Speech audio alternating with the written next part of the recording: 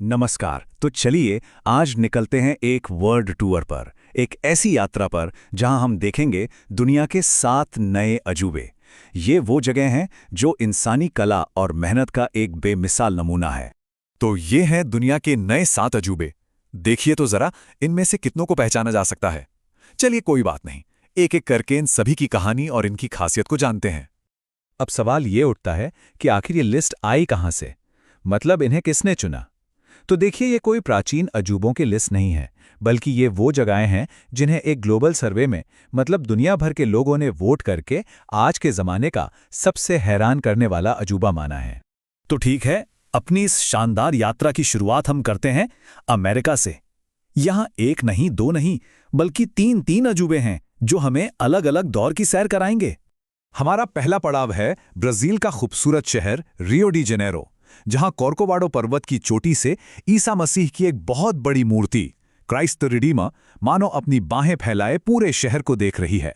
ये ईसाई धर्म का एक बहुत ही बड़ा और जाना माना प्रतीक है। जरा इसके साइज का अंदाजा लगाइए। ये स्टैचू अपने बेस के साथ करीब 40 मीटर ऊंचा है। मतलब आप सोचिए, लगभग एक 13 मंजिला इमारत जितनी ऊंचाई, और वजन पूरे 635 टन।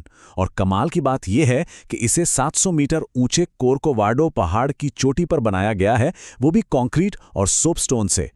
लेकिन असली मजा तो तब आता है जब हम इसकी तुलना करते हैं भारत के स्टैच्यू ऑफ यूनिटी से। स्टैच्यू ऑफ यूनिटी 182 मीटर ऊंचा है, तो इस तुलना से हमें क्राइस्ट द रिडीमर के स्केल का एक बेहतर अंदाजा मिलता है। वैसे ये दुनिया की दूसरी सबसे बड़ी आर्ट डेको मूर्ति है। ये ना 20वीं सदी का एक बड़ा ही फेमस डिजाइन स्टाइल था। अब ब्राजील के मैदानों से निकलकर हम पहुंचते हैं पेरू के ऊंचे ऊंचे पहाड़ों पर, जहां छिपा है माचू पिच्चू। इसे अक्सर इंकाओं का खोया हुआ शहर भी कहा जाता है। और क्यों कहा जाता है, ये भी बड़ा दिलचस्प है। जरा कल्पना कीजिए, एक पूरा का पूरा शहर जो समुद्र तल से करीब 2500 मीटर की ऊंचाई पर बादलों के बीच बसा है। ये इंका साम्राज्य के इंजीनियरिंग का एक बेजोड़ नमूना है, और इसी वजह से 7 जुलाई 2007 को इसे दुनिया के 7 नए अजूबों में जगह मिली। और अमेरिका में हमारा तीसरा और आखिरी स्टॉप है मेक्सिको में चिचेन इट्जा। ये सिर्फ एक शहर नहीं था, बल्कि प्राचीन माया सभ्यता का एक बहुत बड़ा पावर सेंटर हुआ करता था। यहाँ की सबसे खास बात है इसकी बनावट, इसका आर्किटेक्चर। यहाँ पे ना कई अलग अलग स्टाइल एक साथ देखने को मिलते हैं, जैसे पूक स्टाइल और सेंट्रल मेक्सिको से आए हुए डिज़ाइन भी। इससे साफ पता चलता है कि ये जगह सिर्फ एक शहर नहीं, बल्कि अलग अलग संस्कृतियों का एक मीटिंग पॉइंट थी। तो अमेरिका के अजूबे देखने के बाद अब हमारा जहाज उड़ान भरता है यूरोप और मिडल ईस्ट की तरफ, जहां 2 ऐसे अजूबे हमारा इंतजार कर रहे हैं जो कभी दुनिया पर राज करने वाले साम्राज्यों की निशानी हैं।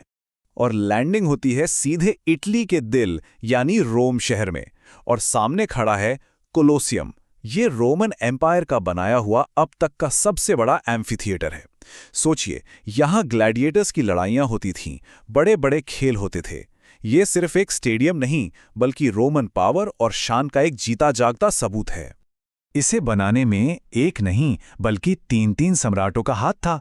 शुरुआत की सम्राट वेस्पेसियन ने 70-72 एडी के आसपास, फिर उनके बेटे सम्राट टाइटस ने 80 एडी में इसे लगभग पूरा किया, और आखिर में सम्राट डोमिशियन ने इसमें कुछ और काम करवाए। रोम की भव्यता को पीछे छोड़कर अब हम रेगिस्तान के बीचों बीच पहुंचते हैं, जॉर्डन। एक ऐसे शहर को देखने जो किसी और दुनिया का लगता है, पेट्रा। जरा सोचिए, ये पूरा का पूरा शहर चट्टानों को काटकर उनके अंदर बनाया गया है।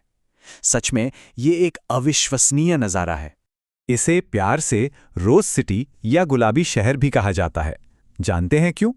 क्योंकि यहाँ की चट्टानें सूरज की रोशनी में गुलाबी रंग की चमकती हैं। इसे 6ठी शताब्दी ईसा पूर्व में नाबातियन लोगों ने अपनी राजधानी बनाया था। और ये लोग सिर्फ कला में ही नहीं, इंजीनियरिंग में भी माहिर थे, जिसका सबूत है यहाँ का एडवांस्ड वाटर सिस्टम।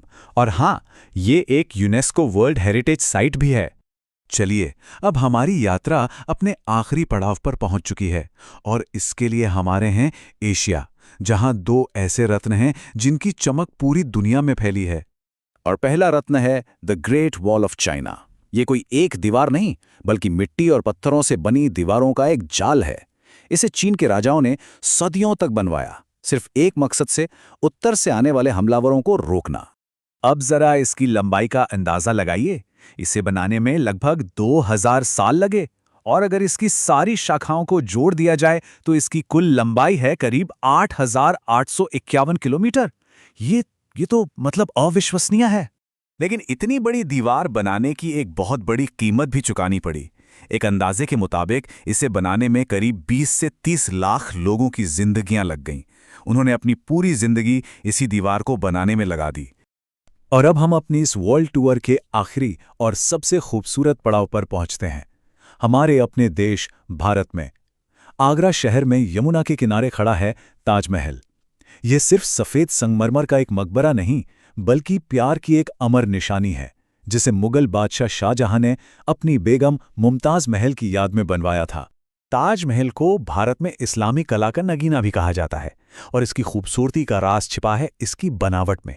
इसमें आपको फारसी, तुर्की, भारतीय और इस्लामी, इन चारों आर्किटेक्चर स्टाइल का एक बेमिसाल संगम देखने को मिलता है।